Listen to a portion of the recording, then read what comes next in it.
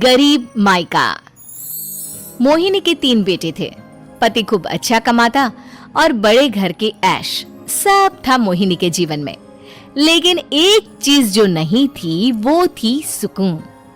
मेरी बहन और मेरा भाई दोनों गरीब, लेकिन मैं मेरे पास तो नोट की बरसात है। तभी मोहिनी की बहन वीना उसके दरवाजे आ जाती है। अरे मोहिनी, कैसी है? मेरे घर में ना सिलेंडर खत्म हो गया है। तेरे पास तो इतने पैसे हैं, भरवा देना मेरा सिलेंडर। पैसे जैसे ही आ जाएंगे मैं दे दूंगी। तभी मोहिनी का पति राकेश आ जाता है।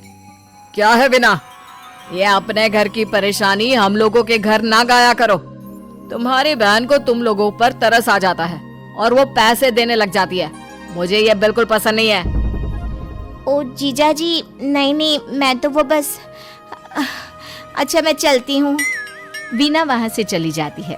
उसके जाने के बाद अच्छा किया जो आपने सुना दिया। अरे न जाने क्या सोचकर मेरे घर आ जाती है कि जैसे यहाँ तो भंडारा भरा है। अरे कितना तो दे दिया। अच्छा जी, जरा 1000 तो देना। वो बिन्नी दीदी है ना, उनके घर जा रही हूँ। उनका पोता हुआ है तो मुंह दिखाई दे दूंगी। हाँ, उन लोगों के आगे तो शो ऑफ किया करो। वो खुद को बड़ा अमीर शो करते हैं ना, दिखा दे कि तू भी किसी से कम नहीं है। हाँ जी, इसी के लिए तो जा रही हूँ। मोहिनी तैयार होकर अपनी बुआ की बेटी के घर जाती है, जहाँ उसके पोते का कार्यक्रम चल रहा होता है। वहाँ वीना भी आई होती है। अरे वीना, क्या जरूरत थी यहाँ आने की? तेरे घर पर गैस नहीं है तो वो भरा लेती। क्या करूं मोहिनी, बुआ को बुरा लग जाता नहीं जाती तो। वैसे मेरे पास एक जोड़ा बच्चे का कपड़ा रखा था, वही अपनी चांदी के पायल के साथ देने जा रही हूँ। घर पर गैस थी नहीं, सोचा परिवार यहीं खाना खा लेगा, बाकी सुबह का सुबह देखा जाएगा। मोहिनी को बहन पर दया आ जाती है। वो पर्स से 1000 रुपए निकाल कर दे देती है। ले वीना, लेकिन पैसे वापस कर देना, तेरे जीजाजी हिसाब लेते हैं। मोहिनी भी क्या करती, गरीबी में बहन का सहारा ही उसके जीवन जीने का आधार था। फिर एक रोज, सुनिए, भाई के घर बेटी हुई है, मुझे माँ के पास जाना होगा। अरे उस घर में ना कूलर है ना एसी, कैसे रहोगी तुम? हाँ, वही सोच रही हूँ कि अकेली जाऊं, बच्चों को साथ ना ले जाऊं। चले जाओ, लेकिन ये जो तुम अपने गरीब परिवार से मिलने चली जाती हो ना, मुझे बिल्कुल अच्छा नहीं लगता। पता नहीं मैं भी कैसे मैनेज करती हूँ, लेकिन क्या करूँ। मोहिनी भाई भाभी के घर आती है। मोहिनी, कैसे आना हुआ? तू यहाँ हम लोगों के घर रह लेगी या फिर किसी होटल में रहेगी?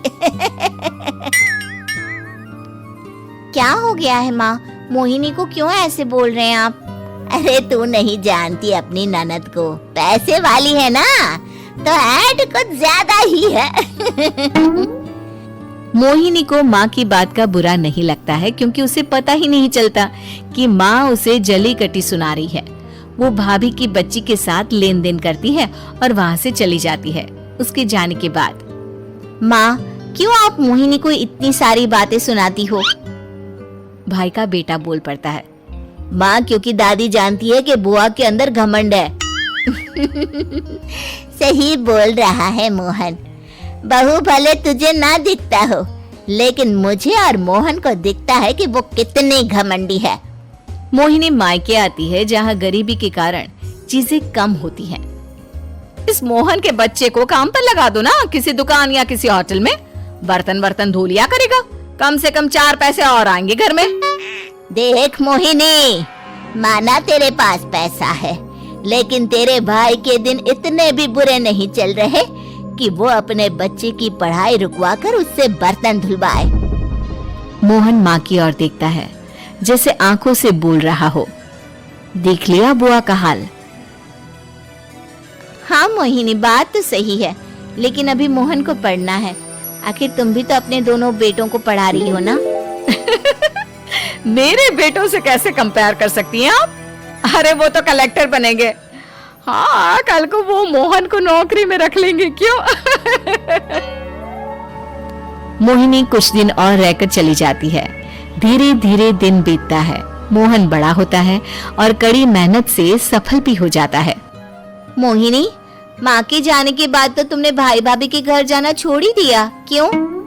वो क्या है ना, उन लोगों का घर छोटा है, मेरे बच्चे जाना ही नहीं चाहते। पर तुझे क्यों अचानक मायके की बात याद आ गई? यार, मेरा तो मायका है, भाई भाभी है, मेरा तो आना जाना लगा ही रहता है। हाँ, क्योंकि तुझे आदत है ना ऐसे छोटे से घर में और कम पैसे में रहने की। वैसे क्या खबर है आजकल मायके की अपने? अब वो घर छोटा और कम पैसे का नहीं रहा, क्योंकि मोहन तो बहुत बड़ा आदमी बन गया है। फिर क्या? मोहिनी भाभी को फोन करती है। मोहन किसी बड़ी कंपनी का मैनेजर हो गया है क्या भाभी? क्या ये सच है? हाँ मोहिनी दीदी, अब तो हम लोगों के गरीबी के दिन कट गए। आपके भाई ने कोई अच्छे कर्म किए होंगे जो हम लोगों का बेटा इतना अच्छा कमा रहा है। देख लो भाभी, पहले भी आपने कई गलतियां की थी, आप थोड़ा संभल कर चलना। भाभी को मोहिनी की बात समझ में नहीं आती कि वो क्या कहना चाहती है। फिर एक दिन वीना मोहिनी से कहती है, मोहिनी, हमारा भतीजा मोहन अच्छा कमा रहा है, क्यों ना मैं अपने बेटे की नौकरी के लिए उससे बात करूं। अरे बुआ का बेटा है, ये सोचकर मदद तो करेगा ना। हाँ हाँ, क्यों नहीं करेगा, उसके बुरे दिन में तो हम भी खड़े थे। मोहन को वीना फोन करती है और अपने बेटे की मदद करने की बात करती है। हाँ हाँ बुआ, क्यों नहीं, अब सिद्धार्थ को भेज दे, मैं अपनी ही कंपनी में उसकी नौकरी करवा देता हूँ। दिन बीतते हैं, अब वीना के हालात भी अच्छे हो जाते हैं। क्या बात है वीना, तूने भी कार ले ली, वो भी इतनी अच्छी? हाँ मोहिनी, अपने भतीजे के कारण तो हम लोगों के दिन अच्छे हो गए। उसने सिद्धार्थ की नौकरी लगवा दी है, वो भी शानदार। ठीक है, लेकिन पैसे ख्याल से खर्च करना। वो क्या है ना, पैसे आने आसान है लेकिन संभालने मुश्किल। मोहिनी घर पर अपने पति से बात करती है। देखो ना, सबके पास पैसे हैं। एक वक्त था जब मैं ही अमीर हुआ करती थी। लगता है कि ज्यादा दिन नहीं रह पाओगी। मेरी नौकरी को कुछ साल ही बचे हैं और तुम्हारे दोनों लड़के निकम्मे हैं। उन लोगों को बोलो ना कि नौकरी करे। तभी वहाँ मोहिनी के बेटे भी आ जाते हैं। अरे हमें क्या मोहन समझा है जो दिन रात गधे की तरह काम करते रहे? खैर, दिन फिरते हैं और मोहिनी के पति की नौकरी भी खत्म हो जाती है। मोहिनी क्या करे, थोड़े से पैसे में गुजारा नहीं हो रहा है। तो क्या करे, मेरी समझ में कुछ नहीं आ रहा। मोहन को बोलो ना कि वो इन दोनों के लिए नौकरी देखे, जैसे सिद्धार्थ के लिए नौकरी देखी है। मोहिनी क्या कहती, उसे अपने वो दिन याद आ जाते हैं जब उसने भाभी से मोहन को नौकर बनने की सलाह दी थी। क्या हो गया, क्या सोच रही हो मोहिनी? यही कि वक्त कभी भी किसी का भी पलट सकता है। ऊपर वाले से डर कर रहना चाहिए।